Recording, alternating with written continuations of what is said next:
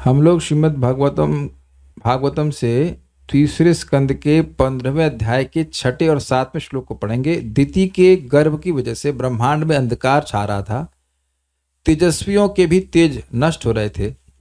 तो ऐसी इसके कारण को न समझते, यह तो समझ रहे थे कि दिति के गर्भ के कारण ऐसा हो रहा है देवतागण, लेकिन यह नहीं समझ पा रहे थे कि हो क्यों रहा है, कि दिति गर्भ में ऐसा क्या है जिसकी वजह से ब्रह्मांड में ऐसा अंधकार छा रहा है। तो वह इसका कारण पूछने के लिए ब्रह्मा जी के पास गए थे। ब्रह्मा जी की वह स्तुति कर रहे हैं। तो वहां पे 5वें श्लोक में कहे थे, नमो विज्ञान वीर्याय मायायेदम उपेयुषे गृहीत गुण भेदाय नमस्ते व्यक्त योनये। नमो विज्ञान वीर्याय, आपको नमस्कार है। कैसा मैं हूं? मान लो ब्रह्मा पूछे तो कहते हैं विज्ञान वीर्याय। विज्ञान मतलब रियलाइज्ड नॉलेज या चित्त शक्ति से युक्त, उसके बल से आप युक्त हैं। माया इदम उपेयुषे, इदम मतलब इस ब्रह्मा जी के शरीर को आपने माया के द्वारा, बहिरंग शक्ति के द्वारा स्वीकार किया हुआ है। ग्रहित गुण भेदा, क्यों किया हुआ है? गुणों, जो ग्रहित गुण भेद मतलब ग्रहित मतलब स्वीकार किया, और गुण भेद मतलब एक गुण का, रजोगुण को है जो सेपरेटेड एनर्जी है भगवान की, उसको स्वीकार किया है। नमस्ते व्यक्त योनया, व्यक्त योनि मतलब जो व्यक्त जगत है उसके कारण यानी योनि, आपको नमस्कार है। या नमस्ते अव्यक्त योनि, जिन ब्रह्मा जी का जन्म स्थान अव्यक्त है, परे है, दिव्य है, भगवान विष्णु, उन ब्रह्मा जी को नमस्कार है। अब आगे कहते हैं, मेरे पीछे बोली, ये त्वानन्य भावेना भावयन्त्यात्म भावनम, ये त्वानन्येन भावेन भावयन्त्यात्मभावनम् आत्मनि प्रोत भुवनम परम सदात्मकम, आत्मनि प्रोत भुवनं परम सदात्मकम्। हाँ, ये त्वानन्य भावेना भावयन्त्यात्म भावनम, ये त्वानन्येन भावेन भावयन्त्यात्मभावनम् आत्मनि प्रोत भुवनम परम सदात्मकम, आत्मनि प्रोत भुवनं परम सदात्मकम्। तेषां सुपक्व योगानां जितश्वासेन्द्रियात्मना, तेषां सुपक्व योगानां जितश्वासेन्द्रियात्मना लब्धयुष्मत् प्रसादानां न कुतश्चित् पराभवः, लब्धयुष्मत्प्रसादानां न कुतश्चित् पराभवः। ये त्वानन्य भावेन भावयन्त्यात्म भावनम्, ये त्वानन्येन भावेन भावयन्त्यात्मभावनम् आत्मनि प्रोत भुवनं परम सदात्मकम्, आत्मनि प्रोत भुवनं परम सदात्मकम्। तेषां सुपक्व योगानां जितश्वासेन्द्रियात्मना, तेषां सुपक्व योगानां जितश्वासेन्द्रियात्मना लब्धयुष्मत् प्रसादानां न कुतश्चित् पराभवः, लब्धयुष्मत्प्रसादानां न कुतश्चित् पराभवः। ये त्वानन्येन भावेन भावयन्त्यात्मभावनम्, ये त्वानन्य भावेन भावयन्त्यात्म भावनम्, आत्मनि प्रोत भुवनं परम सदात्मकम्, आत्मनि प्रोत भुवनं परम सदात्मकम्, तेषां सुपक्व योगानां जितश्वासेन्द्रियात्मना, तेषां सुपक्व योगानां जितश्वासेन्द्रियात्मना, लब्धयुष्मत्प्रसादानां न कुतश्चित् पराभवः, लब्धयुष्मत् प्रसादानां न कुतश्चित् पराभवः। एक छोटा सा पॉइंट है, आज भी हमारा इन्वर्टर ऊपर नीचे है, अगर भगवान न करे जाए, लेकिन अगर वो डिस्टर्ब होता है, लाइट जाएगी, तो इट विल टेक 2 और 3 minutes to restart the class. तो आप जाना नहीं, मतलब रहना। ओके, लेट्स गो फॉरवर्ड, करवाएंगे इसको भी। हे प्रभु, कौन प्रभु है ये? किसके बारे में बात कर रहे हैं? किसको एड्रेस किया जा रहा है? ये प्रभु ब्रह्मा जी को। कौन बोल रहे हैं? देवतागण बोल रहे हैं। हे प्रभु, प्रभुपाद जी ने इन दोनों श्लोकों को अलग अलग लिया है, हम लोगों को इसलिए करना पड़ा क्योंकि जो अन्वय था वो एक साथ था। अन्वय एक साथ है, इस दोनों को मैं कंबाइन करके समझ रखा हूं। अनुवाद 6 श्लोक का, हे प्रभु, ये सारे लोग आपके भीतर विद्यमान हैं और सारे जीव आपसे उत्पन्न हुए हैं। और आप कहेंगे सारे लोग आपके भीतर विद्यमान, ये क्यों कह रहे हैं? ब्रह्मांड के जो 14 भुवन हैं उनको ब्रह्मा जी का शरीर, स्थूल शरीर भी कहा जाता है, ऐसा कहा जाता है। तो इसलिए कह रहे हैं, अतएव आप इस ब्रह्मांड के कारण हैं और जो भी अनन्य भाव से आपका ध्यान करता है वह भक्ति योग प्राप्त करता है। इसकी व्याख्या टीका में और अधिक होगी। ये तो बड़ी अजीब सी बात हो रही है, अनन्य भाव से ब्रह्मा जी का ध्यान करता है तो वह भगवान का भक्ति योग कैसे प्राप्त करता है? ये थोड़ा कंफ्यूजिंग लग रहा है नहीं? पढ़ते हैं आगे और अनुवाद। जो लोग श्वास प्रक्रिया को साध कर मन तथा इंद्रियों को वश में कर लेते हैं और इस प्रकार जो अनुभवी प्रौढ़ योगी हो जाते हैं उनकी इस जगत में पराजय नहीं होती। अब एक प्रश्न है कि क्या योगी बनने के बाद व्यक्ति युद्ध करता है? आप बताइए, माइक बताइए। योगी बनने के बाद कोई व्यक्ति इस प्रकार से श्वास प्रश्वास को जीत रहा है, उसके बाद वो युद्ध करने बैठेगा? नहीं। तो कौन से युद्ध की बात कर रहे हैं? क्या क्यों क्या कह रहे हैं उनकी इस जगत में पराजय नहीं होती? माइक पे बताइए, गलत क्यों? गलत मैं हमेशा मान लीजिए बोलता हूँ तो माइक बंद करके बोलता हूँ। हाँ बोलिए। इंद्रियों से युद्ध। यस, वस्तुतः जैसे ही आपने योग करना प्रारंभ किया तो हम सभी ने इंद्रियों से युद्ध करना शुरू किया है। इंद्रियां पूरी तरह से स्वतंत्र रहना चाहती हैं, हमारा शासन नहीं मानती हैं। जिन लोगों से भी युद्ध होता क्या है? जो राजा राज्य कर रहा है उसका शासन नहीं मानते, उनसे वो युद्ध करता है। तो जिन पर ब्रह्मा जी की कृपा हो जाती है उन्हें इस जगत में पराजय कभी प्राप्त नहीं होती। इसका मतलब क्या है? उनकी इंद्रियां पूरी तरह संयमित हो जाती हैं। ऐसा इसलिए है क्योंकि योग में ऐसी सिद्धि के कारण उन्होंने आपकी कृपा प्राप्त कर ली है। देखिए, भगवान के समान ब्रह्मा जी की स्तुति इसलिए की जा रही है कि भगवान के समान है ऑलमोस्ट। जैसे कि शिव जी को कहा गया था असमूर्ध्व, शिव जी के समान कोई नहीं है और शिव जी के से बड़ा भी कोई नहीं है। तो फिर वो भगवान कृष्ण शिव जी के स्रोत कैसे हो गए? तो ध्यान देना होगा कि वहां ये गुण इसलिए बोला गया था कि शिव जी की विष्णु तत्व से एक ऐक्य है, क्योंकि विष्णु तत्व के ही विस्तार है। तो यहाँ ब्रह्मा जी भगवान के विस्तार हैं। विस्तार से मतलब भगवान के अवतार हैं, रजगुण के अवतार हैं, बहुत समर्थ व्यक्ति हैं। इसलिए उनकी जो स्तुति है वो भगवान जैसी की जा रही है। थोड़ा समझ देना होगा। एक बहुत बढ़िया बात समझ में आ रही है यहाँ पे, वो ये है कि यही स्तुति अगर भगवान के लिए करी जाए तो बात समझने में कोई दिक्कत नहीं होगी। भगवान की कृपा जिस पर होती है उसको कहीं पर भी पराजय नहीं होती। अब समझ रहे हैं कि मैं ये क्यों कह रहा हूं? What does this mean? जब भगवान की कृपा पूर्णतः किसी व्यक्ति पर हो जाएगी तो उसकी, क्या बोलूंगा उसके बाद बताइए, उसकी तीनों लोगों में पराजय नहीं होती तो ठीक है, लेकिन उसकी, इसका मतलब क्या है? उसकी, बोलिए, सही जा रही, बोलिए। उसकी इंद्रियों से उसकी पराजय नहीं होती। Very good. उसकी इंद्रियां उसको पराभूत नहीं कर सकती। और आप ये कहोगे कि इसमें कौन सी बड़ी बात है? जब भूख लगती है तब पूछता हूं किस प्रकार से हमारी जीभ, हमारा पेट हमको पराभूत कर लेता है कि नहीं?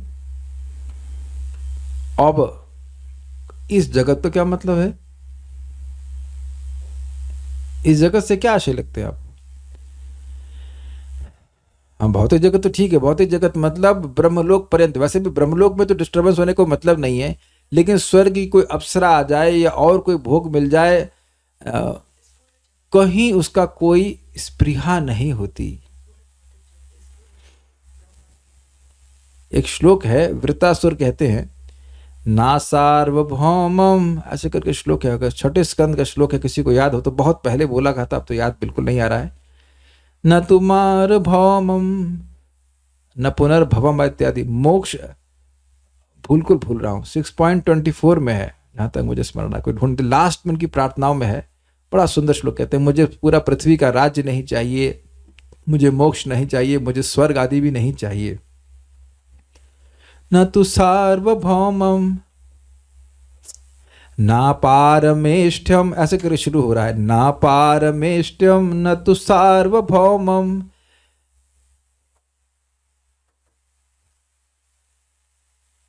न ना पारमिष्ठम, पारमिष्टि है ब्रह्मा जी, मुझे ब्रह्मलोक नहीं चाहिए। ना सार्वभौमम, पृथ्वी का राज्य भी नहीं चाहिए। बहुत सुंदर श्लोक है, 6:11 है, हाँ 25 कही था, 25 नहीं है।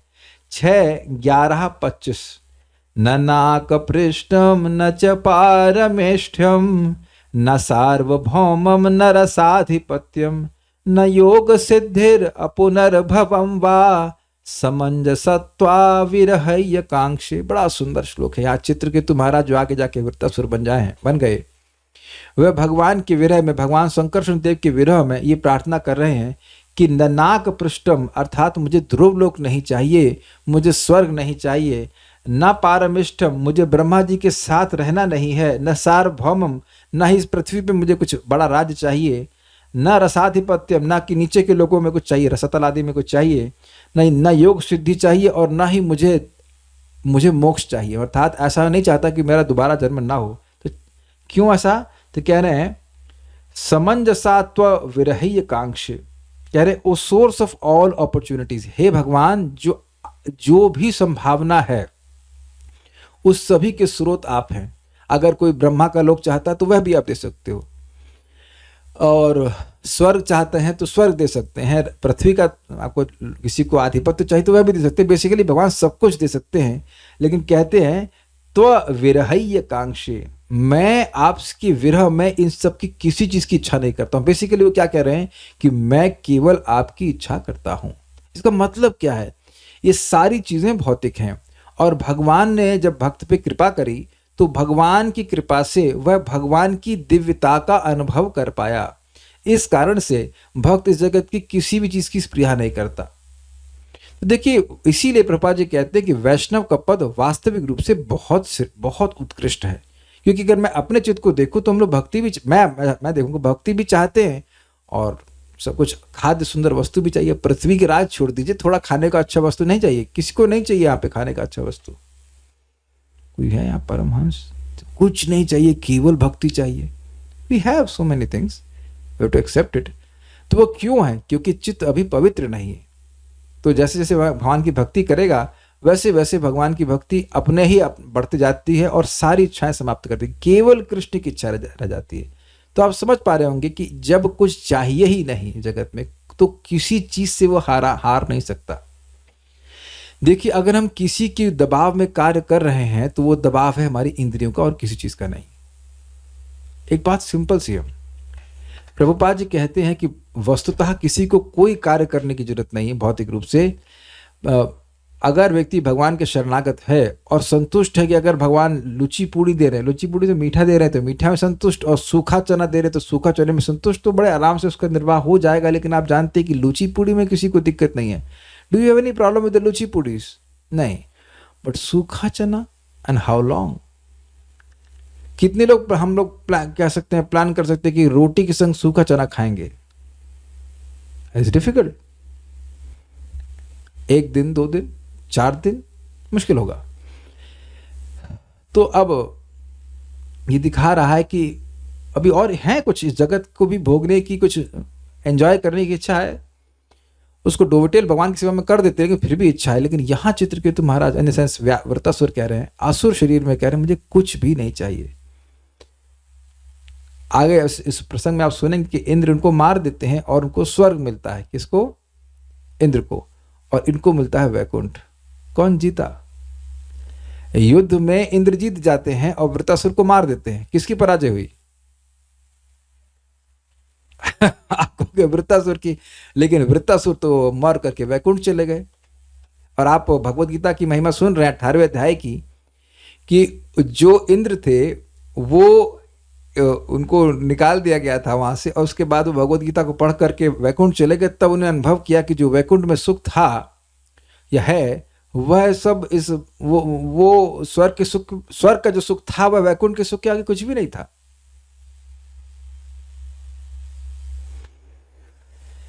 इसी बात को प्रथम स्कंद में सुना है। नारद जी घूम रहे हैं, विचरण कर रहे हैं जगत में, निर्मत्सर, क्या शब्द था, मद से रहित होकर के और मत्सरता से रहित होकर, कोई अहंकार, कोई इंटॉक्सिकेशन नहीं, ताकि जगत पे कोई बंगला देख रहे हैं, कुछ देख रहे हैं तो मन में कोई भी स्प्रिय आ जाए।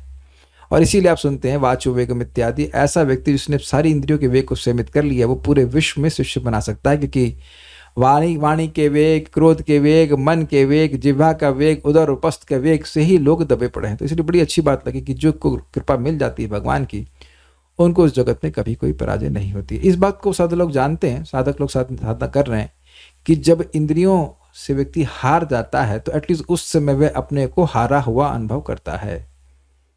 Is nothing to be spoken much on this, बिल्कुल स्पष्ट समझ में आ रहा है। सुबह उठना चाहते हैं, नहीं उठने दिया, उठे थोड़ा देर में, तो हार नहीं महसूस होती है। कह दीजिए कि हार नहीं महसूस होती, अरे यार, तो ऐसा कोई भी परेशानी नहीं होगी। तो भगवान की कृपा प्राप्त करने के लिए प्रयास करना चाहिए, एक ही बार प्राप्त करनी है, and after that you are done.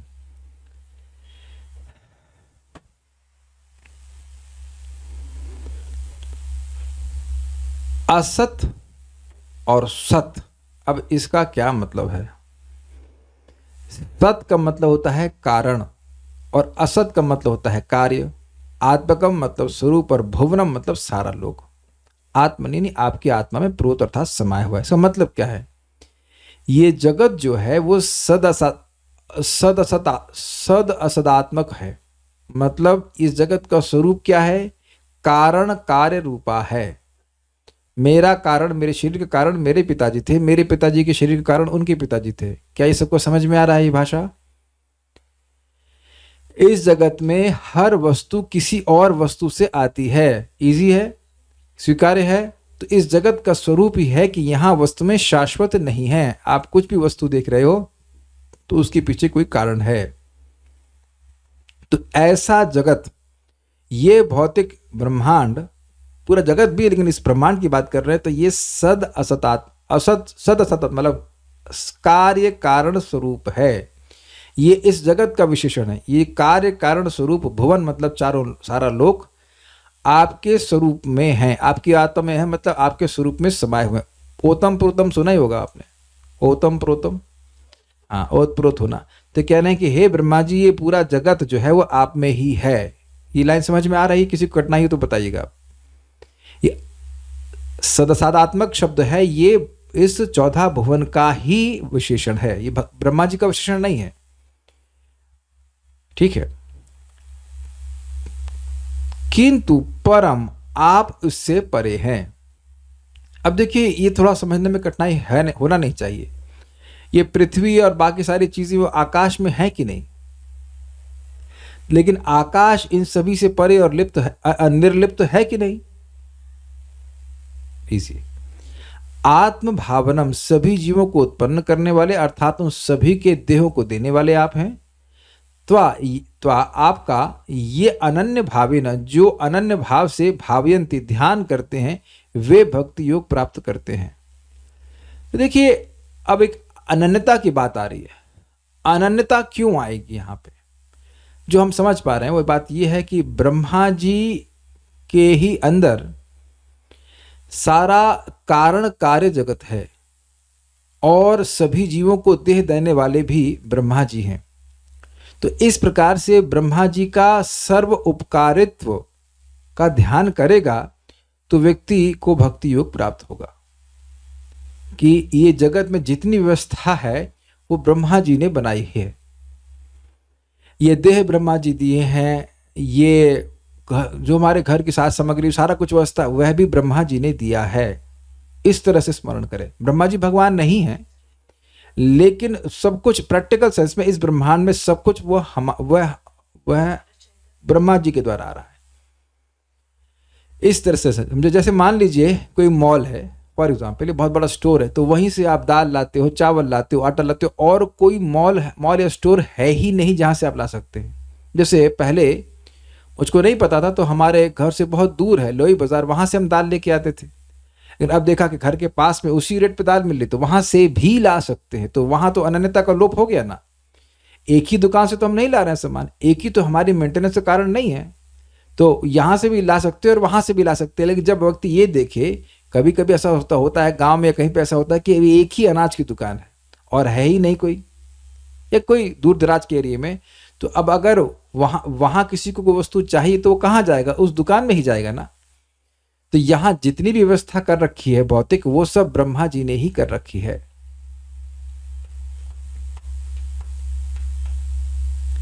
अब एक भक्त कह रहे हैं पर ये सेकंड नाम अपराध नहीं होगा।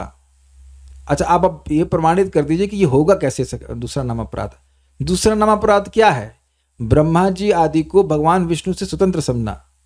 तो अब आप समझने का प्रयास कीजिए, ये सारा का सारा व्यवस्था ब्रह्मा जी ने करी है। ऊर्ण नाभि इव क्लव, जैसे कि मकड़ी अपने शरीर से सब कुछ प्रस्तुत करके सारे जाले बनाती है। ये तो भागवत में लिखा है ना, भागवत अपराध करने के लिए है। लेकिन वहां प्रश्न उठाया गया कि जब ऐसा लगता है कि सब कुछ आप अपनी शक्ति से कर रहे हो, लेकिन फिर आप तपस्या क्यों कर रहे हैं? कि जब आप अपनी शक्ति से कुछ कर रहे हैं तो उसके लिए तो कोई तपस्या नहीं करनी पड़ती है। अगर वह शक्ति आपकी होती तो आप उसके लिए तपस्या क्यों कर रहे होते? यह प्रश्न था नारद जी का। तो नारद जी ब्रह्मा जी के इस ऑलमोस्ट स्वतंत्र आचरण को देख रहे हैं, लेकिन वह यह भी देख रहे हैं कि उन्हें तपस्या करते रहते। प्राय आप तपस्या में बैठे रहते तो किसका ध्यान करते? अर्थात आपसे भी ऊपर कोई है। वहां पे नारद जी कहे थे कि हमें खेद हो रहा है, हमको आप खेद दे रहे हैं कि हम तो सोचते थे कि हमारे पिताजी सर्वोपरि हैं, लेकिन आप तो तपस्या कर रहे हैं, तो उसका मतलब आप सर्वोपरि नहीं हुए। तो वहां पे ब्रह्मा जी समझाते हैं, नहीं बेटा मैं सर्वोपरि नहीं हूं। इंडिपेंडेंट लग रहे हैं लेकिन इंडिपेंडेंट है नहीं। यही तो बोल रहे हैं कि इस प्रकार से ध्यान करते कि देखो ब्रह्मा जी ने भगवान की भक्ति, भगवान की कृपा प्राप्त करके कितना बड़ा सामर्थ्य प्रस्तुत किया कि पूरा पूरा जगत, जो कारण जगत है, वो उनमें ही समाया हुआ है। देखिए बड़ा अजीब सी बात प्रश्न किया गया यहाँ पे। हम अपने गुरु महाराज की महानता को स्वीकार करते हैं कि नहीं करते? हम सभी लोग करते हैं। तो क्या उनमें जो महानता आई है वो स्वतंत्र रूप से आई है?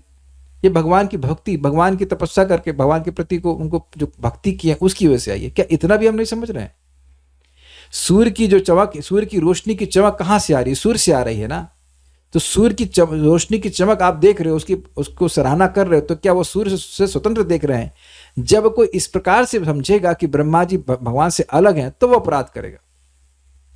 ब्रह्मा जी स्वयं इस बात को कह रहे हैं कि जैसे सूर्यकांत मणि है, उसमें सूर्य का प्रकाश आ जाता है तो उससे आगे प्रकाश परावर्तित होता है, लेकिन वह पूरी तरह से सूर्य पर निर्भर है।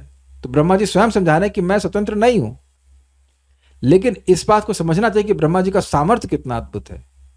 तो वे भक्ति योग प्राप्त करते। तो भक्ति किसकी होती है? भक्ति भगवान विष्णु की होती है। जब शिव जी का स्मरण करते हैं तो आपको भगवान विष्णु की भक्ति प्राप्त होती है, but it should be done in a proper way. अविद्या का बंधन, अविद्या पटलीम शब्द, क्या शब्द था ऐसे? तो पटली शब्द था कि अपनी अविद्या की ग्रंथि को खोलने के लिए लोग शिव जी का स्मरण करते हैं। छोड़ दीजिए, श्लोक में ढूंढिए। Point is very simple. Shiva ji का, ब्रह्मा जी का आप कैसे स्मरण करते हो? एक महान भगवत कृपा प्राप्त व्यक्ति की तरह। तो अपराध कैसे बन जाएगा? अच्छा, तो ऐसा वो करते हैं तो भगवान की भक्ति प्राप्त करते हैं।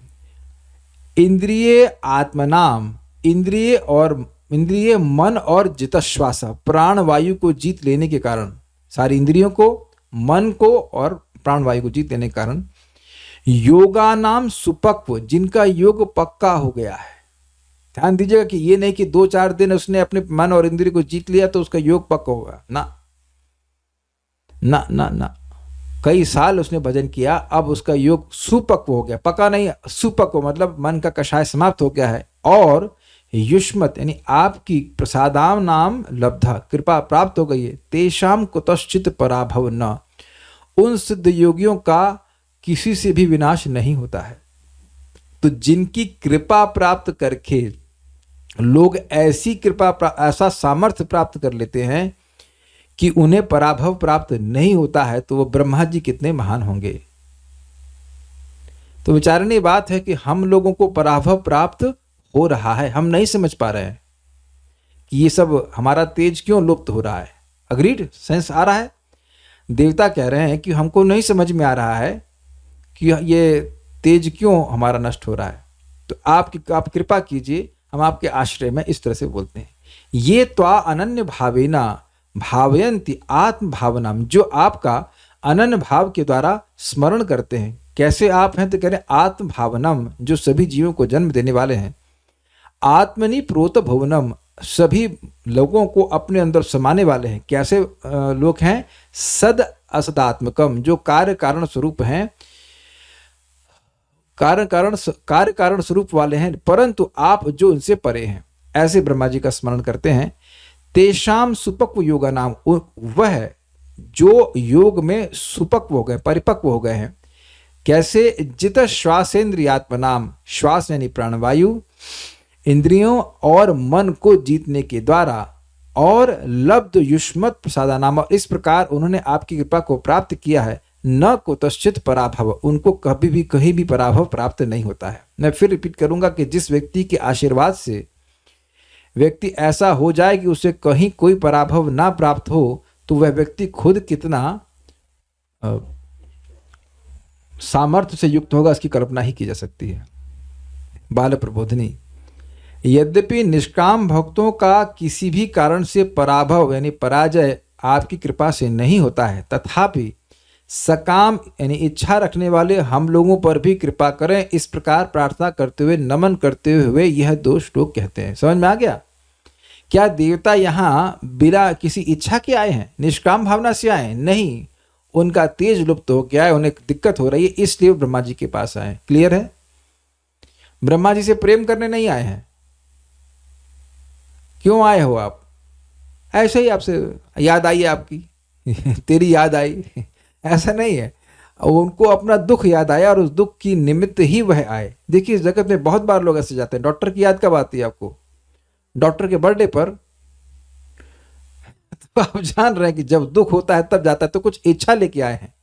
तो कह रहे हैं यद्यपि निष्काम भक्त आपकी कृपा प्राप्त करके कहीं पराभव को प्राप्त नहीं होती, लेकिन हम पर भी आप कृपा कीजिए।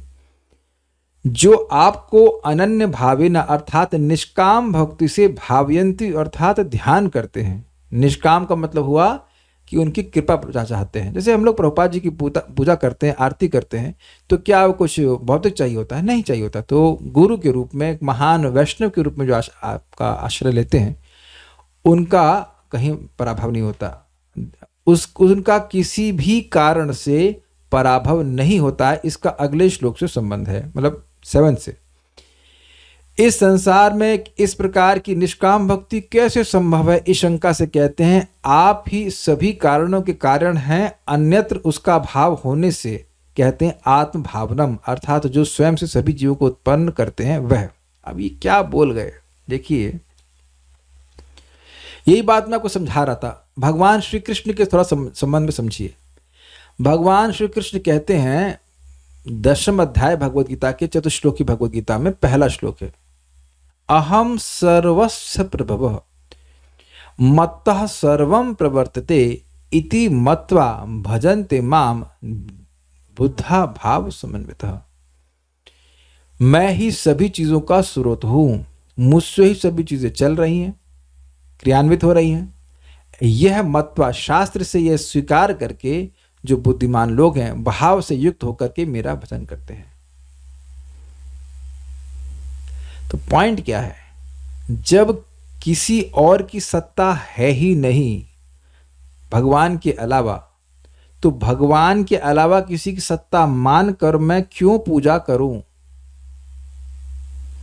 देखिए जब हम लोग अंधकार में होते हैं तो हमें बल्ब कुछ मानते हैं, बल्ब मांगते हैं, या फिर दीपक को कुछ मानते हैं, लेकिन सूर्य के सामने आने के बाद भी आपको बल्ब की जरूरत होती है। आज तक कोई सूर्य के सामने बल्ब जलाया है? बल्कि बहुत बार पिताजी से डांट जरूर पड़ी होगी कि सूर्य चढ़ गया है और तुम बल्ब बंद नहीं किए हो।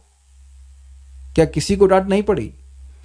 तो जिस व्यक्ति को शास्त्र का आलोक प्राप्त नहीं है, वह सोचता है कि कृष्ण सूर्य मतलब कृष्ण के अलावा भी अन्य अन्य देवताओं की सत्ता है और हमें उनकी शरण जाकर के सुख मिल जाएगा। लेकिन जब सब कुछ देने वाले भगवान हैं, तो भगवान की ही सेवा मैं क्यों ना करूं? प्रभुपाद बड़ा स्पष्ट कहते हैं, आहार, निद्रा, भय और मैथुन भी तुम्हें भगवान की कृपा से ही प्राप्त हो रहा है। स्त्री नहीं होती और पुरुष नहीं होते, तुम्हें मैथुन भी नहीं मिलता। तो अगर यह भी तुम इतना भोगों में भी आसक्त हो, तो यह स्मरण करो कि यह भोग भी भगवान कृष्ण ने ही दिए हैं, नहीं तुमको भोग भी नहीं मिलने वाले थे। दिस इज वेरी कितना स्ट्रांग है प्रभुपाद जी का शब्द। तो अगर महाभोगी भी कोई है, शराब पीने वाला है, उसको भी स्मरण करना चाहिए कि शराब भी भगवान की कृपा से आ रही है।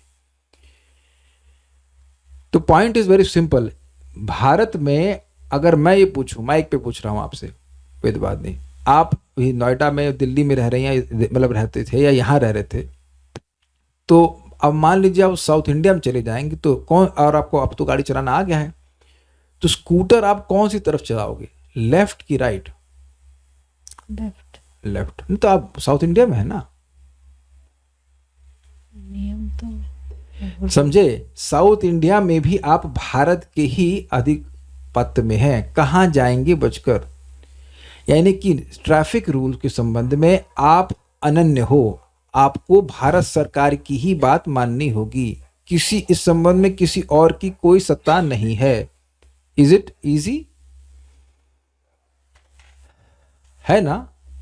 अगर मान लीजिए किसी व्यक्ति को सर्जरी की जरूरत है, तो क्या वो परचून की दुकान के पास जा सकता है? नहीं, अनन्य भाव से उसको सर्जन के पास ही जाना पड़ेगा। और तो surgeon can be many, but एक सर्जन, मैं गुण की बात कर रहा हूं। उम्मीद है कि आप बात समझ पा रहे होंगे। अनन्य का मतलब ना अन्य अनन्य, कोई और ऑप्शन नहीं है। तो इस ब्रह्मांड के संबंध में ब्रह्मा जी क्योंकि इस प्रकार से गुणों से युक्त हैं कि सारे ग्रह उनमें समाये हुए हैं, वह सबको जीवों को, सबको शरीर को देने वाले, तो इस प्रकार से उनका कोई स्मरण करेगा, क्योंकि वह एकमात्र जगत के सोर्स हैं। इस प्रकार से वह अगर स्मरण करेगा तो उसका अनंतता हो जाएगी।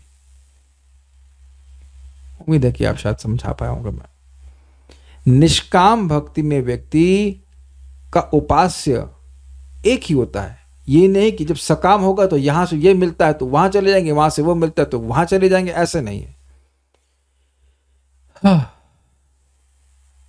उम्मीद है कि आप समझा पाया मैं आपको।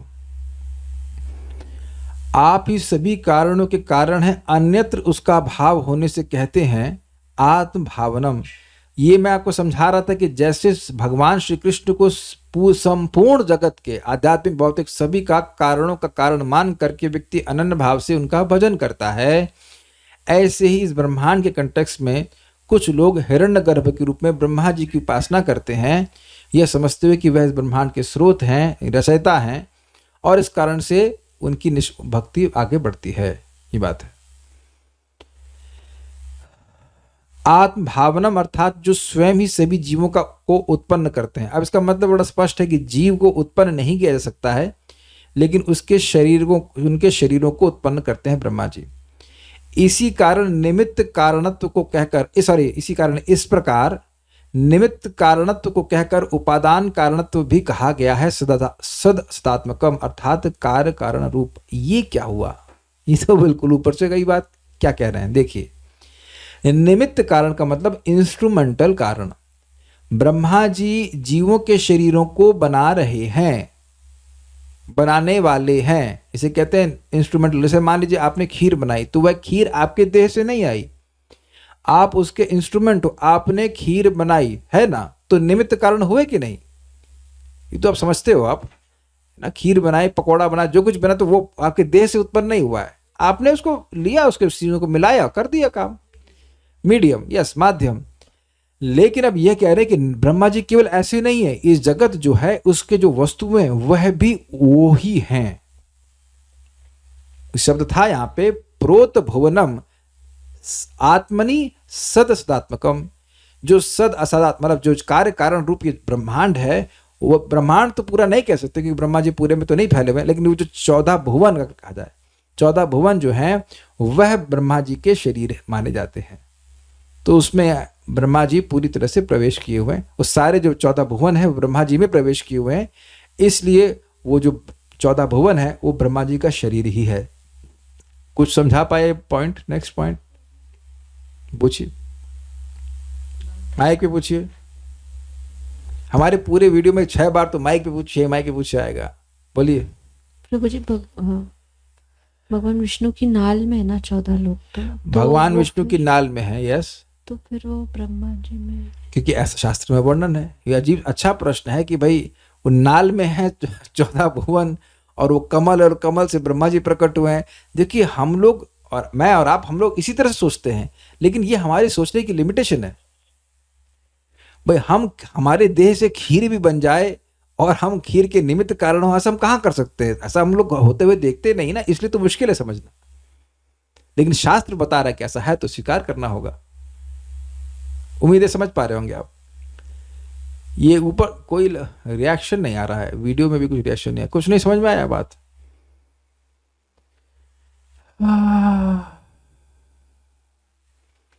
एक भक्त हमको पूछे कि प्रभु जी कहाँ से करें, ये क्या कहते हैं उसको, भक्ति वेदांत नहीं क्या कहते, भक्ति शास्त्री क्या, नेक्स्ट वाला कौन सा होता है, भक्ति वैभव करें। हमें कहा हमें कोई आइडिया नहीं है, क्योंकि कैसे लोग एक अध्याय को एक हफ्ते में कर सकते हैं, ये मेरी हिसाब मतलब मैं नहीं घुसता है। एक शब्द समझाने समझे आप भागवत का तो बहुत बड़ी बात है। सदात्मकम मतलब ये जगत कार्य कारण रूप है, और उसके उपादान कारण का मतलब हुआ कि ब्रह्मा जी के शरीर से ही सारी वस्तुएं आ रही हैं, 14 भुवनों की, ऐसा कह रहे हैं। तो इसलिए इस जगत के उपादान कारण भी वही है और निमित्त कारण भी वही। जगत से मेरा मतलब है 14 भुवन, क्योंकि ब्रह्मांड की सृष्टि ब्रह्मा जी नहीं की है। अब एक प्रश्न होगा आपका, प्रश्न एक ही व्यक्ति का दोनों रूपों में होना कैसे संभव है? यही प्रश्न था आपका, ऑलमोस्ट यही प्रश्न था। इस जिज्ञासा पर ब्रह्मा जी की अचिंत शक्ति के कारण कहा गया है आत्मनि प्रोत भुवनम आदि के द्वारा, कि सारा कुछ उन्हीं के अंदर है, जिसके द्वारा समस्त भुवन उसकी अपनी सत्ता में गुथे हुए हैं। Okay, you will understand it. मकड़ी देखी है वेदवादी, माइक ऑन कीजिए। मकड़ी देखी है, बिल्कुल समझ में आ जाएगा। नहीं, रुकिए, चलिए आप ही समझाइएगा, आप क्या समझी? मैंने मकड़ी एग्जाम्पल दिया, अपने ही जाल को बुन के उसी में गुथी रहती है। वेरी गुड, आई मीन मजा आ गया, समझ आ गया। ब्रह्मा जी बोल रहे हैं, ब्रह्मा जी नहीं बोल रहे हैं, नारद जी बोले थे ब्रह्मा जी के लिए, ऊर्ण नाभि इवा क्लमः। ऊर्ण मतलब जिसकी, ऊर्ण नाभि मतलब जिसकी नाभि से ऊन अर्थात रस्सी या धागा निकलता है। ऊर्ण नाभि इवा क्लमः, बिना किसी परेशानी के आप मकड़ी की तरह जाल बुनते हो। अब ये बताइए, माइक लीजिए, मकड़ी का साइज बड़ा है कि जाल का साइज? बड़ा मुश्किल प्रश्न है, इज इट नॉट? सामान्यतः हाँ, वेरी गुड, जाल तो बहुत बड़ा है। और जाल मकड़ी से आया है कि नहीं? मकड़ी से आया। अब अच्छा, ये जाल मकड़ी से तो आया है, मटेरियल वाइज बनाया कौन है? मकड़ी बनाई। तो मकड़ी एक ही समय में उपादान कारण और निमित्त कारण हुई कि नहीं हुई? अच्छा, अब आपको थोड़ा सा ग्रिल कर रहे हैं, ये बताइए कि मकड़ी जाल की निमित्त कारण कैसे हुई? जिंदगी भर एग्जाम ही देती रहेंगी आप। मीडियम वही है। वेरी गुड, पास हो गई आप। और उपादान कारण क्यों है? वही वस्तु ला रही है। वेरी गुड, फर्स्ट क्लास, सबको समझ में आ गया। अगर ये पहली स्टूडेंट है जो सामने बैठी है, इनको समझ में आ गया तो उपलक्षण से मान लेंगे सबको समझ में आ गया, ठीक है कि नहीं? मेरे पास इससे अच्छा एग्जाम्पल नहीं हो सकता है, क्योंकि भागवतम का एग्जाम्पल है, बिल्कुल क्लियर होगा कि कैसे ब्रह्मा जी एकदम एस्थेटिक उपमा दी जा रही, ऊर्ण नाभि इवा, मकड़ी के समान। तो अब समझ में आ गया कि ब्रह्मा जी कैसे तीनों लोगों के उपादान कारण भी हैं और निमित्त कारण भी हैं, ठीक है? इस स्थिति में उनमें विकार आ जाएगा। इस शंका से कहा गया है परम अर्थात प्रपंच से परे सर्वनियंता, ये अर्थ है। ये क्या मतलब हुआ? भाई खीर बनाते हैं तो आप खीर बनाए या दूध बनाए तो क्या दूध उसी रूप में रहता है? नहीं, परिवर्तित होता है। तो अगर खीर का एग्जाम्पल लिया जाए तो खीर के जो उपादान कारण हैं, जो उसमें वस्तुएं हैं, वो दूध है, चावल है, मीठा है, जो कुछ भी है, तो उनमें परिवर्तन होता है, वो उबल जाती हैं, उसमें कुछ गुणों में परिवर्तन आता है कि नहीं आता है? तब तो खीर बनती है। तो अब उसी तरह से अगर सोचा जाए कि ब्रह्मा जी इस जगत के उपादान कारण है, तो जगत में तो बहुत सारे परिवर्तन आ रहे हैं, तो क्या ब्रह्मा जी में परिवर्तन आएगा? तो कहते नहीं, परम दिव्य है, ये बात है, ब्रह्मा जी में कोई परिवर्तन नहीं आ रहा। किंतु निष्काम भक्तों का भी पराभव कहीं कहीं देखा जाता है। इस शंका पर कहा गया है लब्ध अर्थात जिनको आपका प्रसाद यानी अनुग्रह प्राप्त हुआ है वही इससे मुक्त हो पाते हैं। जब तक आपकी कृपा प्राप्त नहीं होती तब तक पाप की प्रबलता से पराभव होता ही है, यही भाव है। अभी समझे इसका मतलब क्या हुआ?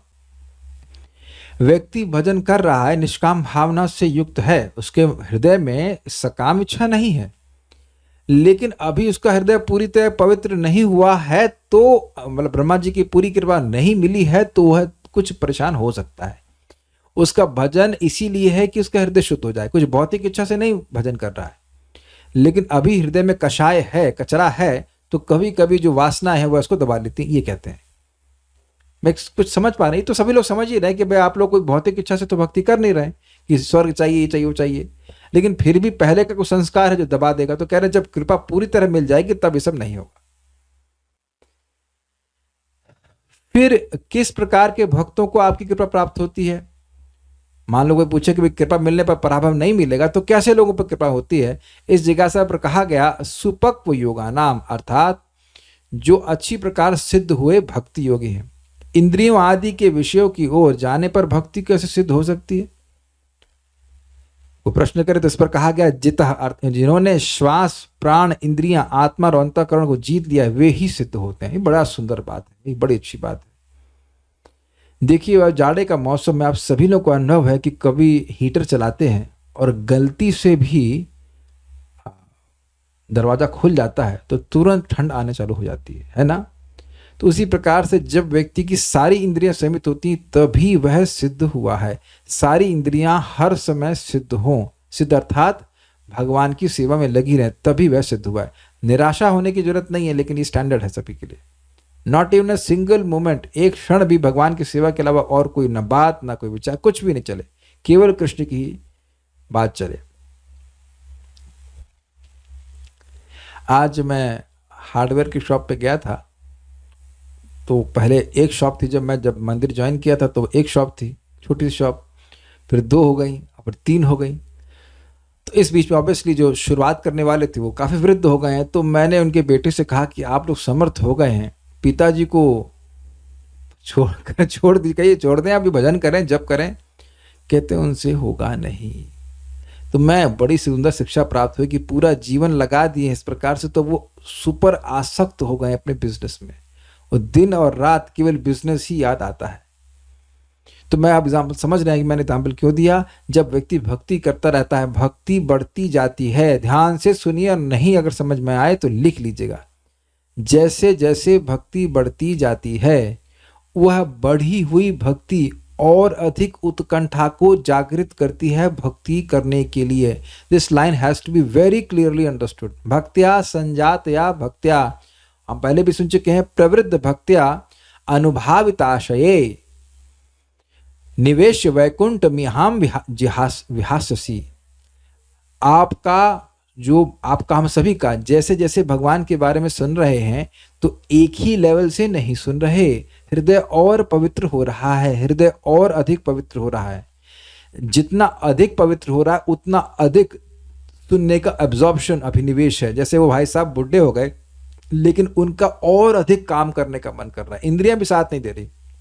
क्या मैं समझा पाया? जितनी जितनी भक्ति बढ़ती जाती है उतना उतना हृदय शुद्ध होता जाता है, और भगवान की प्राप्ति की इच्छा, भगवान की सेवा की इच्छा अपने आप बढ़ती जाती है। आपको कुछ करने की ही जरूरत नहीं है। I hope it is very clear. जैसे मान लीजिए किसी को कोई बीमारी है, तो वह बीमारी जितनी जितनी बढ़ती जाएगी उतने उतने सिम्टम आते चले जाएंगे। समझे ना बात? किसी व्यक्ति को कोई बीमारी है, जिस स्टेज पे होगी वही सिम्टम आएगा ना। क्या होता है आजकल कैंसर के first stage, second stage, third stage. तो अगर कोई फर्स्ट स्टेज पे है तो फोर्थ स्टेज के सिम्टम तो प्रस्तुत करेगा ही नहीं, और अगर फोर्थ स्टेज पे है तो सिम्टम अपने आप आएंगे। तो हमारी 9 स्टेज की भक्ति है, जिस स्टेज पर है वहां पे रह के भक्ति करता रहेगा, वहीं पे रह के करना ही चाहिए। अपने आप सिम्टम आते जाएंगे जैसे जैसे उसकी भक्ति बढ़ती जाती है। सब बात क्यों कहने लग गए थे? हाँ, हम ये बात इसलिए कह रहे थे कि लोग सोचेंगे अरे ऐसा कैसे हो सकता है कि हम इतने सिद्ध हो जाएं कि 24 घंटे केवल भगवान की सेवा ही करें। तो देखिए बात इस चीज की है, उत्कंठा की। जब उत्कंठा होती तो व्यक्ति को वो कार्य करना बोझ नहीं लगता है। तो व्यक्ति भक्ति करता रहे, जैसे जैसे उसकी भक्ति बढ़ती जाएगी उसको भक्ति के अलावा और कुछ कार्य करना अच्छा ही नहीं लगेगा। इस प्रकार से हम सिद्ध होते हैं। ये बात समझाने के लिए मैं बोल रहा था। हाँ पूछिए। प्रभु जी लाइन लिखिए, इंद्रियों आदि के विषयों की ओर जाने पर भक्ति कैसे सिद्ध हो सकती है? मतलब जिस पॉइंट है कि जो व्यक्ति अपनी इंद्रियों को संयमित नहीं किया है वह सिद्ध कैसे होगा भक्ति योग में? तो कह रहे हैं कि वो व्यक्ति उसके लिए प्रयास करेगा, अपनी इंद्रियों को, अपने प्राण को वह, अपने अंतःकरण को वह अभ्यास करेगा संयमित करने का, उसके द्वारा वो सिद्ध होगा। सारार्थ दर्शनी अनन्य भावेना, अर्थात यद्यपि आप परमेश्वर से उत्पन्न हुए हैं, तथापि जो हिरण्यगर्भ के उपासक हैं वे आपको परमेश्वर से अभिन्न रूप में चिंतन करते हैं। ये समझ में आ गया? अब तो क्लियर हो गया ना? अच्छा, अथवा निष्काम भक्ति भाव से ध्यान करते हैं। ठीक है। आत्म भावनम, आप आत्मा अर्थात समस्त जीवों की सृष्टि करते हैं, अर्थात उनके शरीरों को देने वाले हैं। आत्मनि अर्थात जिसने संपूर्ण भुवनों को, यानी 14 भुवनों को अपने समष्टि रूप आत्मा में गुथा हुआ रखा है, वही आप है। समष्टि रूप आत्मा मतलब समष्टि रूप स्वरूप में। हाँ, इसको थोड़ा समझिए, क्या समष्टि व्यष्टि बोल रहे हैं। देखिए, व्यष्टि मतलब होता है व्यक्तिगत, इंडिविजुअल आत्मा, यानी ब्रह्मा जी, और जितना भी जीव समूह पूरा सब जोड़ लिया जाए उसको समष्टि कह रहे हैं, उसमें गुथा हुआ रखा, ये कहते हैं। अतः सद सदात्मक, जिसके भीतर सत और असत आत्मा है। अब ये देखिए अलग अर्थ लिया है, बड़ा अच्छा अर्थ लिया है। जिन ब्रह्मा जी के अंदर सद और असद आत्माएं हैं, जिसके भीतर सत और असत आत्माएं अर्थात देवता और असुर आदि जीव स्थित हैं, वही आप हैं जिसका ध्यान भक्त करते हैं। समझे बात? क्योंकि पूरा जगत अंदर ही लेके बैठे हुए ब्रह्मा जी, तो समष्टि जीव, सारे जीवों को एक साथ लिया जाए तो वह भी ब्रह्मा जी के अंदर हैं। तो उसमें दो ही प्रकार के लोग हैं, दैव आसुर एवच। दौ सर्ग भूत लोकेस्मिन दैव आसुर एवच। इस जगत में 2 ही प्रकार के लोग होते हैं, देवता या असुर, है ना? तो वो सभी क्योंकि ब्रह्मा जी में है, तो कह रहे सत मतलब भक्त और असत मतलब अभक्त, तो दोनों ही आत्माएं आपके अंदर हैं, यह कहते हैं। तो ऐसे जो आप हैं उनका ध्यान भक्त करते हैं, असुर नहीं करते हैं, लेकिन असुर और देवता दोनों ब्रह्मा जी के अंदर ही हैं, ये कहते हैं। अंदर है का मतलब दोनों प्रकार की आत्माएं ब्रह्मा जी के समष्टि रूप में विद्यमान है। तो यहाँ पे सद असद आत्मा का जो अर्थ है वो दिया गया कि सत और असत आत्माएं आपके स्वरूप में, समष्टि रूप में निवास करती हैं। आज लोग बड़े परेशान लग रहे हैं, लग रहा है 2-4 दिन से क्लास नहीं हुई तो फ्लो टूट गया है। ये वीडियो ऑन करने का बड़ा लाभ होता है, क्योंकि मतलब थोड़ा सा देख करके मालूम चल जाता है कि ये बात ऊपर से गई, ये बात समझ में आई, ये बात ऊपर से गई, ये बात समझ में आई। सब लोग वीडियो ऑफ कर लेंगे तो क्लास जल्दी समाप्त हो जाएगी, क्योंकि मैं मान लूंगा कि सब कुछ समझ में आ गया। हाँ पूछिए, माइक पूछिए। प्रभु जी, सत और असत तो कार्य कारण बताया था, बिल्कुल सही बताया था। यहाँ वेरी गुड, अच्छा किया प्रश्न। ये बताइए कि आप माइक लीजिए, क्या आपने 17वां अध्याय में सद्भावे साधु भावे च सद इति तत् प्रयुज्यते शब्द को सुना था? तो सद्भावे का अर्थ क्या है? सद्भावे साधुजन, सद्भावे साधु भावे च। सद्भाव मतलब भगवान के भाव में, ब्रह्म के भाव में, और साधु के भाव में सत शब्द का प्रयोग किया जाता है। याद आ रहा है? तो सत शब्द का अर्थ था भगवान, और सत शब्द का अर्थ भक्त भी, सताम पति इत्यादि, सताम प्रसंगाद मम वीर संविदो इत्यादि। तो सत शब्द का अर्थ भगवान के भक्त होता है। तो असत का मतलब क्या हुआ? अभक्त। भाई मैं आपसे बहुत घृणा करता हूं वेदवादी, क्या मतलब होगा? मैं आपसे प्रेम करता हूं। घृणा का मतलब प्रेम भी होता है, और घृणा का मतलब घृणा भी होता है। तो अब स्वाभाविक सी बात है कि यहाँ पे कंटेक्स्ट देखना पड़ेगा। सत असत जो अर्थ लिया गया था कार्य कारण, वह तो हो गया। अब दूसरा अर्थ सत असत का क्या लेंगे? सत मतलब भगवान के भक्त, और असत मतलब अभक्त। Is it not? तो वो सब भी ब्रह्मा जी के ही अंदर हैं, तो इसलिए कह रहे हैं वह सब आप में स्थित हैं। तो ऐसे आप जो है उनका भक्त लोग ध्यान करते हैं। असुर लोग ध्यान ब्रह्मा जी का नहीं करते, एटलीस्ट निष्काम रूप से नहीं करते हैं। कभी कभी का तो पैदा हो गए हिरण्यकश्यप की तरह, अलग बात है, लेकिन वो अलग तरह से करते हैं। तात्पर्य, यहां पर योग क्रियाओं के प्रयोजन को समझाया गया है। ऐसा कहा गया है कि अनुभवी योगी श्वास प्रक्रिया को वश में करके इंद्रियों तथा मन पर पूरा नियंत्रण प्राप्त कर लेता है। अब एक बात विचारणीय है कि ऐसा होता क्यों है? क्योंकि श्वास का हमारे मन से लिंक होता है। जब हम लोग एजिटेटेड होते हैं, परेशान होते हैं, तो श्वास तेज चलती है, आप देख लेना। जब शांत होते हैं तो गहरी गहरी सांस लेते हैं। ये सब बात हम बहुत व्याख्या नहीं कर रहे हैं, लेकिन इतनी बात आपको समझनी होगी। तो इस तरह से वो करते हैं। अतएव श्वास प्रक्रिया को वश में करना योग का चरम उद्देश्य नहीं है। चरम उद्देश्य क्या है? इंद्रियों को संयमित करना, यानी कि श्वास को संयमित करने के द्वारा इंद्रियों को संयमित करना ये उद्देश्य है। योग क्रियाओं का असली प्रयोजन मन तथा इंद्रियों को वश में करना है। बड़ा सुंदर बात है, यानी कि मन और इंद्रियां वश में हैं तो वस्तुतः आपको श्वास को नियमित करने की जरूरत नहीं। Got it?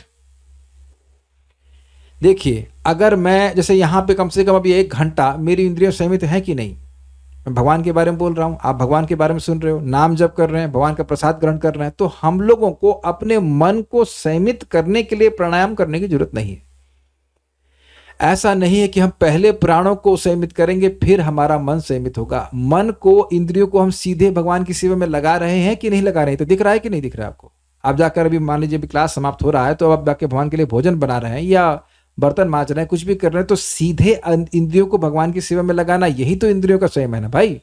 तो इसलिए भक्तों को कोई अलग से आध्यात्मिक प्रगति के लिए प्राणायाम करने की कोई जरूरत नहीं। स्वास्थ्य ठीक रखने के लिए कुछ कर ले 5-10 मिनट, वो अलग बात है, लेकिन अपने इंद्रियों को संयमित करने के लिए प्राणायाम करने की जरूरत नहीं, क्योंकि इंद्रियां पहले ही संयमित हो गई भगवान की सेवा में उपयोग करके। क्लियर हुआ? ठीक है। जिस किसी ने ऐसा नियंत्रण प्राप्त कर लिया है उसे अनुभवी प्रौढ़ योगी समझा जाना चाहिए। किसने क्या प्राप्त कर लिया है? जिसने भी अपनी इंद्रियों पे नियंत्रण प्राप्त कर लिया है वो प्रौढ़ योगी है। प्रौढ़ मतलब वृद्ध, बुढ़ा योगी, प्रौढ़ मतलब परिपक्व योगी, मैच्योर। तो अब आपकी उम्र पर निर्भर नहीं करता, आप नहीं बोलूंगा मेरी उम्र पर निर्भर नहीं करता कि मैं कितना प्रौढ़ हुआ हूं। I am not a mature devotee by age. क्या लिखा है यहाँ प्रभुपाद जी बोल रहे हैं, I am a senior devotee, mature devotee, जो कुछ भी है उस पर निर्भर करता है कि मैंने कितनी इंद्रियां संयमित की हुई हैं, क्या कितने हद तक इंद्रियां संयमित की हुई हैं। काफी हैवी आई ओपनिंग है। ऐसा नहीं कि 20 साल 25 साल 50 साल या 50,000 साल से मैं कोई व्यक्ति अपने को मानने लग जाऊं कि मैं सीनियर हूं ना। हमने खुद चेक करना है कि हमारी इंद्रियां कितने समय भगवान की सेवा में लगातार लगी रहती हैं। 100% लगी है तो मैच्योर है। प्रमाण, सुखदेव गोस्वामी की उम्र 16 साल, और जिनको कथा सुना रहे हैं बड़े बड़े ऋषि बैठे हुए हैं, फिर भी उनसे वो कथा क्यों सुन रहे हैं? क्योंकि उनकी इंद्रियां लगातार भगवान में लगी हुई थी। उम्मीद है कि आप समझ गए होंगे।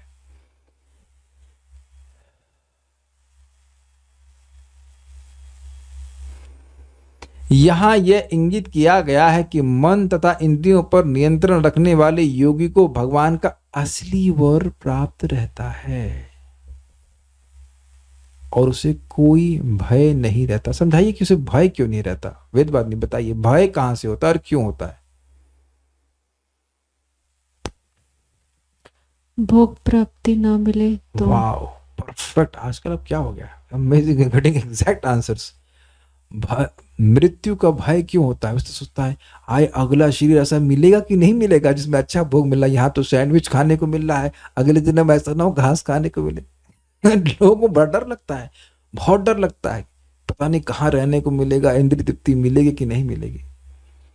जिसको इंद्रिय तृप्ति चाहिए ही नहीं भाई साहब, वो निर्भय हो गया। इसीलिए तो बोले यदि दास्यसि मे कामान वरांस्त्वं वरदर्शभ कामानाम हृदय संरोहम भवतस्तु वृणेवरम। यदि आप मुझे कोई वरदान देना चाहते तो यही दीजिए भगवान कि मेरे हृदय में कामना का अंकुर ही नहीं। जैसे कामना आएगी तो भय का निर्माण हो जाएगा। बड़ा सुंदर है, क्योंकि वो जानेगा कि कहीं पर भी जाएगा भगवान उसके जीने खाने की व्यवस्था करते ही हैं, करते ही हैं। जैसे मान लीजिए आप कहीं जा रहे हैं, मान लीजिए मैं आप कहीं यात्रा में जा रहा हूँ, वेदवाद मेरे साथ में, बोलूँ ए टिफिन बना लिए हैं आप? हाँ बना लिए। तब चिंता करते हैं, तो हम खाने कोई चिंता नहीं करेंगे। टिफिन बना कर बनाने वाली, रखने वाली, ले जाने वाली सब साथ में जा रही है।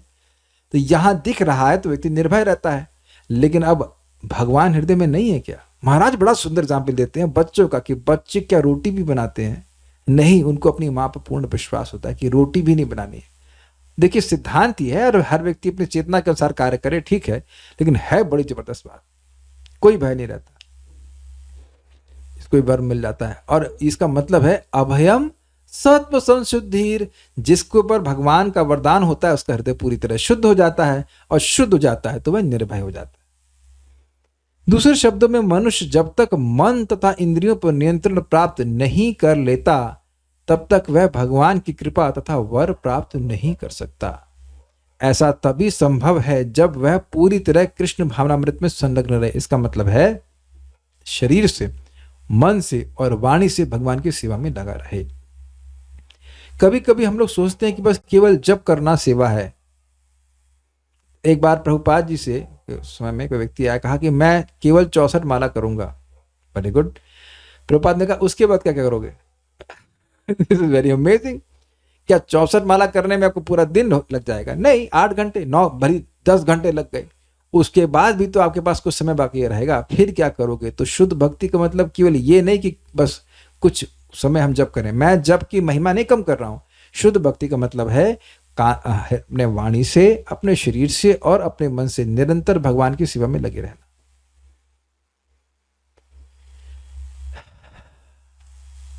एक हम आपको बहुत इंटरेस्टिंग बात बता रहे हैं। बहुत अच्छा रियलाइजेशन था, बहुत जबरदस्त रियलाइजेशन।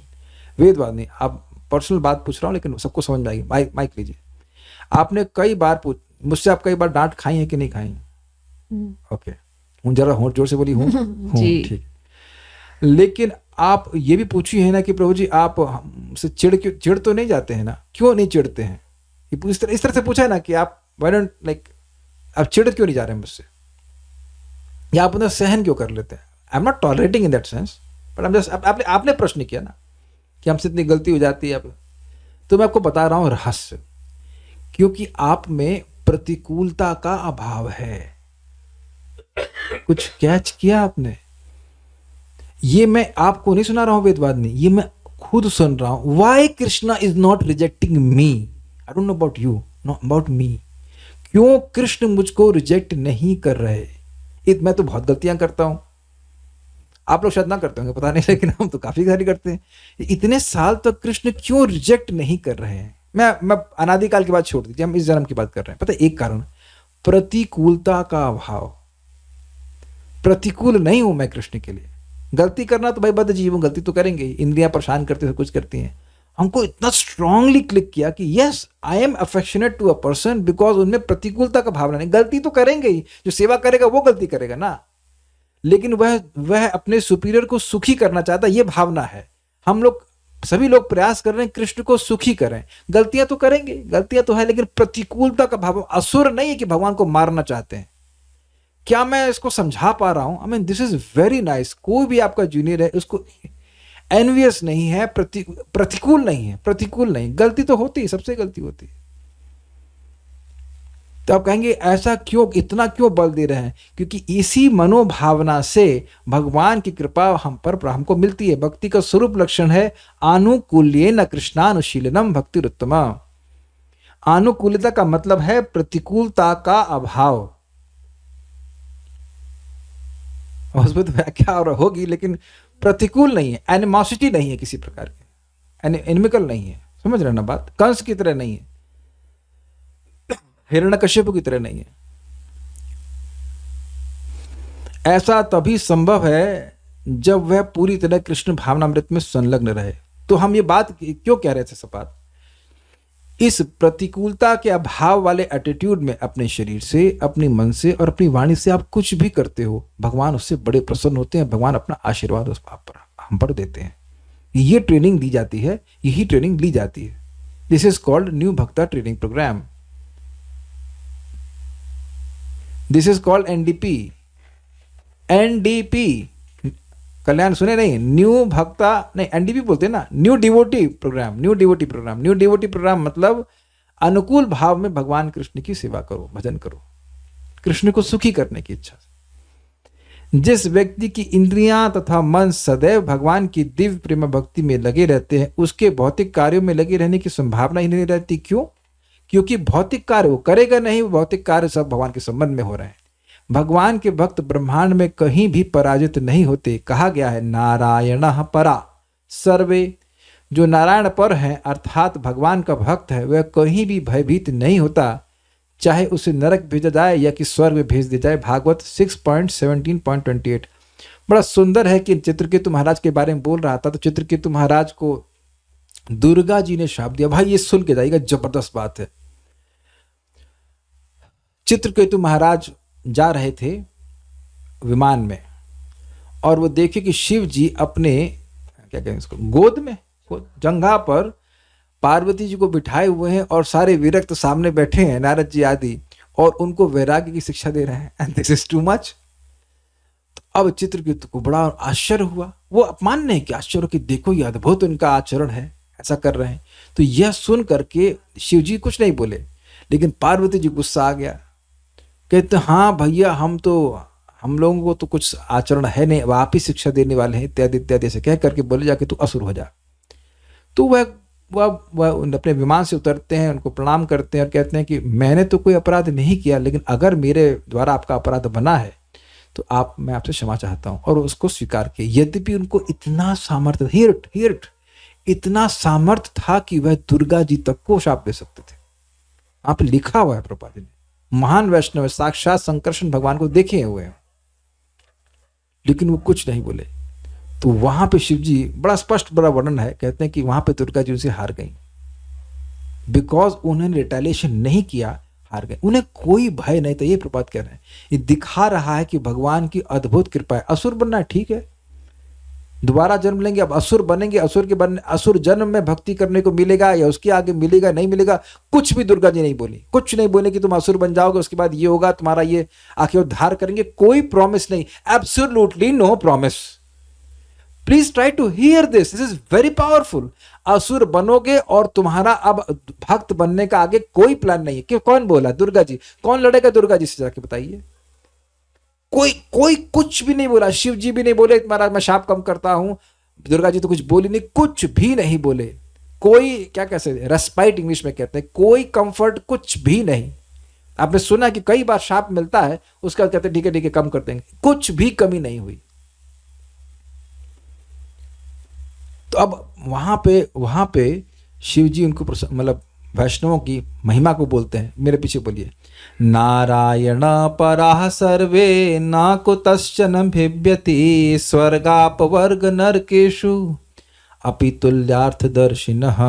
नारायण पराः सर्वे न कुतश्चन बिभ्यति स्वर्गापवर्ग नरकेषु अपि तुल्यार्थदर्शिनः। नारायण पराः सर्वे न कुतश्चन भिव्यति स्वर्गापवर्ग नरकेषु अपि तुल्यार्थदर्शिनः। नारायण पराः सर्वे न कुतश्चन बिभ्यति स्वर्गापवर्ग नरकेषु अपि तुल्यार्थदर्शिनः। नारायण परः, जो नारायण पर हैं, जिन्होंने नारायण को ही, नारायण पर मतलब जिन्हें भगवान नारायण को, भगवान विष्णु को ही अपना सर्वोच्च लक्ष्य माना हुआ है। मत परा सर्वे सर्वा, यस। सर्वे न कुतश्चन भिव्यति, वह किसी भी चीज से भयभीत, किसी भी परिस्थिति से भयभीत नहीं होते हैं। परिस्थिति बाह्य है। जो व्यक्ति भगवान की भक्ति में आगे बढ़ गया, उसका सुख बाहर से आता ही नहीं है। इसमें एक लौकिक एग्जाम्पल दे रहा हूं। इजराइल में झगड़ा हो रहा है, युद्ध हो रहा है, आप लोग कुछ दिक्कत है? नहीं, क्योंकि आपका चावल वहां से नहीं आता। Got it? आपका चावल, आटा, घी, तेल जो कुछ भी है वो वहां से नहीं आता। You don't import those things from Israel.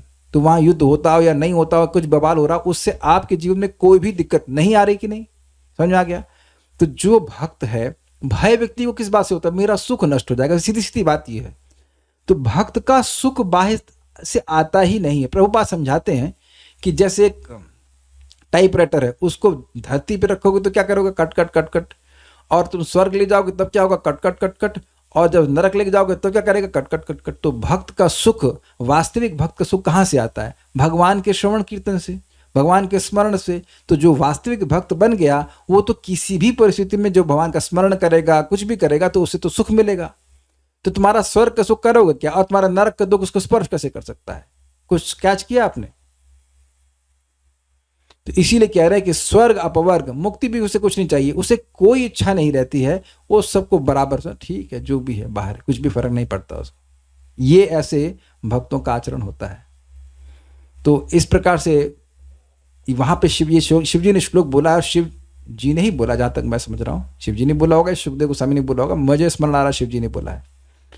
तो शिव जी यहां दिखा दे कि दुर्गा जी देखिए कैसे इन्होंने भगवान की कृपा प्राप्त करके आपको हरा दिया। वहां पे आप पढ़ाएंगे तो आप पढ़ भी सकते हैं, आप श्लोक देख लीजिएगा, बहुत अच्छा तात्पर्य है। 6.17.28 है ना, 28 लिखा हुआ है, तो आप ऐसा कर सकते हैं। तो इस बात सुन करके व्यक्ति को क्या मन में आता है कि हम भी भगवान की कृपा प्राप्त करें। और नारायण परा होने का बड़ा सिंपल अर्थ है भगवान, अपनी इंद्रियों को भगवान की सेवा में लगाते रहना, ये बात है। हम अब जो कर रहे हैं वही भक्ति वैभव में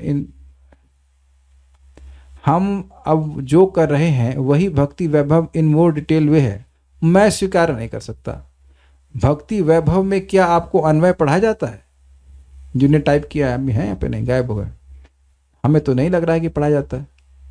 क्या एक एक श्लोक को पढ़ा जाता है? तो मुझे तो नहीं लगता। हम निंदा नहीं कर रहे हैं, आप जो अगर आपने ऐसा आक्षेप किया तो भाई ऐसा तो हम नहीं मान सकते, क्योंकि ये शैली, इतना समय कहाँ होता है? 6 महीने में पढ़ा लेंगे। हमें आज कितने साल हो गए? 4-5 साल हो गए। ये तो ऐसा तो हम स्वीकार नहीं करेंगे। आपका ओपिनियन हो सकता है। आप बोल रहे हो मन या इंद्रियों को भगवान की सेवा में लगाते ही कंट्रोल हो जाती हैं, पर जब करते वक्त मन भागता है और जीव भी भागती है। जब ट्राई करते हैं एक बार, हरे कृष्णा कृष्णा कृष्णा हरे हरे, हरे राम राम राम हरे हरे। यार एक बार भी नहीं भागी। अच्छा दोबारा ट्राई करता हूँ। हरे कृष्णा कृष्णा कृष्णा हरे हरे, हरे राम राम राम हरे हरे। 2 बार तो मैं जीत गया। एक बार और, हरे कृष्णा कृष्णा कृष्णा हरे हरे, हरे राम राम राम हरे हरे। तो जीव तो यहाँ आसान है ना राजकुमार प्रभु, तो जीव तो कोई दिक्कत नहीं है, मन भाग। और दूसरी बात, ये जीव बोल रही है और तभी बोलेगी जब मन का सिग्नल वहां जाएगा। तो जीव के नियंत्रण के द्वारा मन का भी नियंत्रण होता है। Is it accepted? So we'll stop now. Shrimad Bhagavatam की जय, श्रील प्रभुपाद की जय, निताय गौर प्रेमान। श्रील प्रभुपाद जी आप 1.1.1 के लेक्चर को सुनेंगे तो वहाँ कहते हैं कि एक श्लोक पे आप 1 महीना विचार कर सकते हैं। और चैतन्य महाप्रभु आस्वादन कर रहे हैं आत्मरामा श्लोक को 61 तरीके से। तो ये भागवतम को, वास्तवतः भागवतम को पढ़ने समझने की शैली क्या है? अर्थ आस्वादन, नॉट भागवत श्रवण, एग्जैक्ट वर्ड है अर्थ आस्वादन। और आप ये देखिए कि यहाँ पे आचार्यों ने किया क्या है। भाई देखिए, ये मेरा ओपिनियन है, मेरा ओपिनियन मतलब मैं इसको ऐसे देख रहा हूँ कि एक एक टीका में एक एक शब्द की व्याख्या कितने सुंदर तरह से करी गई है। अगर ऐसे पढ़ना नहीं होता तो आचार्यगण इसको ऐसे क्यों समझाए होते? अगर कोई और तरीका होता पढ़ने का श्रीमद् भागवतम का तो कुछ और तरीके से पढ़े होते। आप परम पूज्य राधा गोविंद महाराज का प्रवचन सुनिएगा, कानपुर का भागवत सप्ताह, उसमें मैं गया भी था, एक याद है। तो महाराज जी वहाँ पहले लेक्चर में बोल रहे हैं कि देखिए इसका अन्वय वगैरह तो उन लोगों के लिए होता है जो भागवत के छात्र होते हैं। एकदम स्पष्ट प्रपात बोल रहे हैं, महाराज जी बोल रहे हैं। तो महाराज जी तो अथॉरिटी है ना संबंध में, भागवत के संबंध में, हम तो कुछ भी नहीं है। तो महाराज बिल्कुल उस वक्त उस लाइन को जब मैंने पहली बार सुना था तो मुझे समझ में नहीं आता अन्वय क्या होता है। एक वक्त हमारे घर पे आए तो सोचे, कह रहे अन्वय मतलब वर्ड मीनिंग ना प्रभु जी। अन्वय का मतलब केवल वर्ड मीनिंग नहीं होता है। अन्वय का मतलब होता है, इधर आवाज मत करिए आप, उनको बुरी तरह शांत रहेंगे। अन्वय का मतलब होता है शब्दों का तर्कपूर्ण क्रम। अगर आप इन सबको, इसमें बोल रहा हूं तो मैं काव्य में नहीं बोल रहा हूं ना, मैं एक के बाद एक सेंटेंस, एक शब्द आ रहा है उसका लॉजिकल सेंटेंस होता है, सीक्वेंस होता है। ऐसे करने से शब्द समझ में आते हैं। ये ऐसा मत सोचिएगा कि मैं कोई इजाद किया हूं। ये ही तरीका है श्रीमद् भागवतम को समझने, यही तरीका है। और एक प्रमाण मैं और दूंगा, प्रभुपाद जी का तात्पर्य 1.1.1 तात्पर्य के एंड में जाइएगा इंग्लिश में, और वहां प्रभुपाद स्पष्ट कहते हैं कि जो श्रीमद् भागवतम के गंभीर छात्र हैं, इंग्लिश में कहते हैं they will do well to go through the commentaries of the previous acharyas like Srila Sridhar Swami, Srila Vishwanath Chakravarti Thakur, ऐसे करके। तो प्रभुपाद जी चाहते हैं, और प्रभुपाद जी भी यहाँ पे एक एक शब्द का अर्थ क्यों दिए हुए हैं, ताकि उन शब्दों को समझ करके व्यक्ति विचार करे कि इन शब्दों को यहाँ पे क्यों रखा गया है। तो ये जो शैली है अभी डेवलप कर ली गई है, जैसे भी आप कह लीजिए ये कोर्स की तरह, और बहुत जल्दी जल्दी पढ़ाने का, इससे जरूर लाभ होता है कि लोगों को कुछ ओवरव्यू मिल जाता है। मिलता होगा, अब मतलब हमने किया नहीं, मिलता होगा, पता नहीं मिलता बर्ड्स आई व्यू और व्हाटएवर। लेकिन एक्चुअली बर्ड्स आई व्यू नहीं, you go into deep into the Bhagavatam. Dive, scuba diving, not bird eye view, उससे हम नहीं समझ पाएंगे। मुझको अनंत कृष्ण प्रभु, हम नाम बता रहे हैं, वो मुझे खुद बोले कि परम पूज्य वृंदावन चंद्र महाराज उनको बोले कि एक श्लोक पे विचार कीजिए, एक श्लोक पे विचार कीजिए, पूरा जल्दी नहीं पढ़ने का बोलिए। वो खुद मुझे बोले। परम पूज्य राधा गोविंद महाराज जी के बारे में हमने सुना है कि वह गांव में जाते थे, शायद खड़िया में कहीं पे, तो वो एक बोर्ड पे, ब्लैक बोर्ड पे एक श्लोक लिखते थे और पूरा दिन सोचते थे उसके ऊपर, पूरा दिन मनन करते थे। दिस इज अमेजिंग है ना। आप कहेंगे एक श्लोक पे पूरा दिन व्यक्ति कैसे मनन कर सकता है? हमारे का सामर्थ्य इस प्रकार से, तो आप उसको डाइजेस्ट कर पाते हैं। और देखिए, एक और भक्त ने मुझे फीडबैक दिया, हम नाम नहीं रख रहे कि संस्था में, लेकिन ये कोर्स हो रहा था। बोले ईशोपनिषद का जब कोर्स श्लोक आया, अच्छा हमारे पास 4 दिन है तो 4 श्लोक इसमें पूरा कर दिया। अब आप ये सोचिए कि यही 2 श्लोक मैं पिछली क्लास में पूरा करता तो आप लोग समझ पाते है ना। तो ये कोई तरीका, मतलब अगर रियली भागवतम पढ़ना चाहते तो ये तरीका है। बाकी जो भी कोई कहे कि मैं कोर्स खत्म कर लूं, तो वो क्रैश कोर्स में व्यक्ति क्रैश करेगा, समझ कुछ नहीं पाएगा। आप ही देख रहे हैं कि प्रैक्टिकली देख रहे हैं वेदवादी को कितना ग्रिल किया जाता है।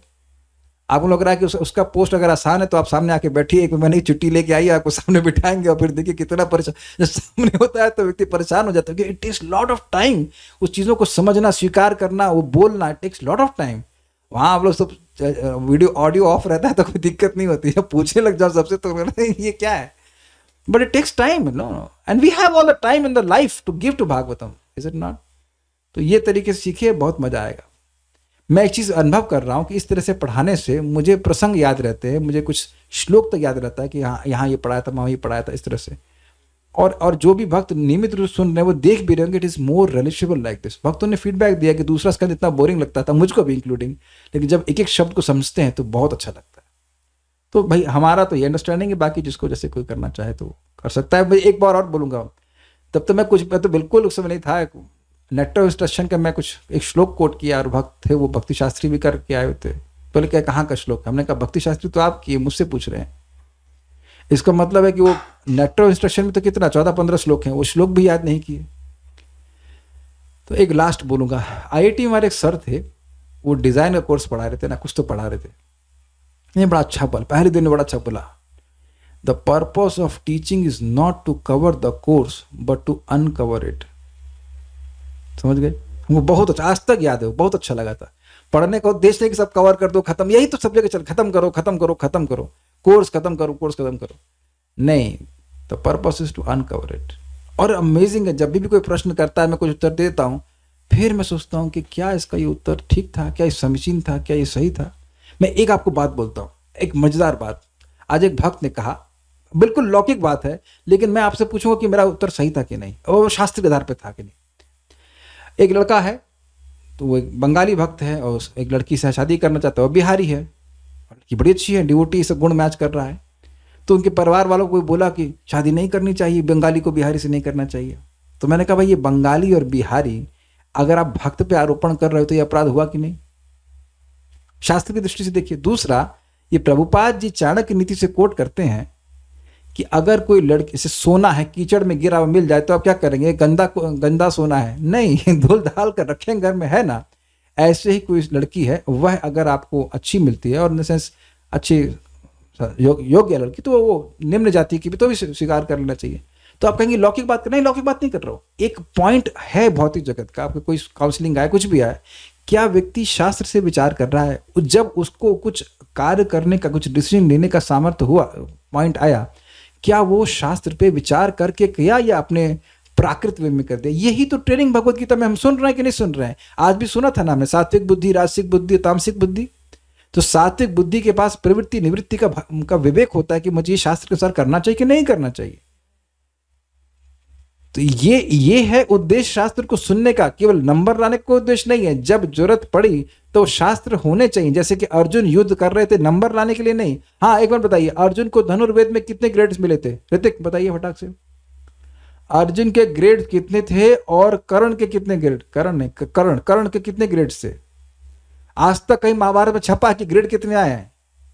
और उनके गुरु द्रोणाचार्य के ग्रेड कितने थे? भैया तुम बाण कितना चला पा रहे हो? Is it not? और माता जी लोग, आप लोगों को जो कुकिंग में आपकी माँ ने सिखाया, उसमें कुछ नंबर मिले थे आप लोगों को कि रोटी बनाने में इसका A+ है, ये देखिए हमारे लड़के रोटी बनाने में A+ है, पनीर की सब्जी में B है। नहीं, बना के दिखाओ, इज इट नॉट?